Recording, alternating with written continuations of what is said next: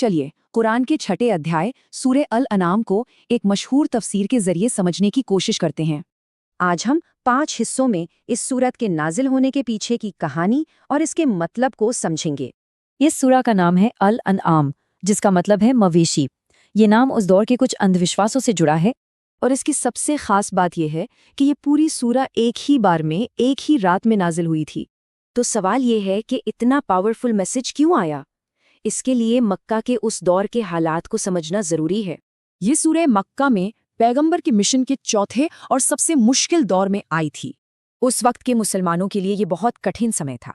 सामाजिक बहिष्कार, जुल्म और हर तरफ से निराशा थी। तो ऐसे मुश्किल हालात में इस सूरे का असल और अटूट पैगाम क्या था? इसका मकसद एक वैचारिक क्रांति था। तौहीद यानी सिर्फ एक ईश्वर बनाम शिर्क यानी अनेक ईश्वर। शिर्क ही वो असल मुद्दा था जिसे ये सूरत जड़ से खत्म करना चाहती थी। पर सवाल ये है कि सूरा सिर्फ एक ही बनाने वाले के होने का सबूत कैसे देती है? ये कायनात की निशानियों की तरफ इशारा करती है, जैसे अंधेरे और रोशनी का बनना। और ये सवाल भी करती है कि जिंदगी, मौत और पूरी कुदरत पर आखिर किसका कंट्रोल है। अब देखिए, शिर्क के अलावा भी सूरा में आखिरत, समाज और कई दूसरे अहम विषय हैं। तो ये पैगाम था किसके लिए?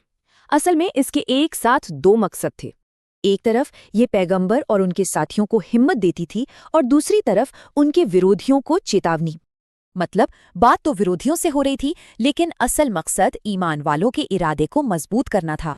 ये हमें सोचने पर मजबूर करती है कि मुश्किल हालात में अटूट विश्वास की क्या अहमियत है।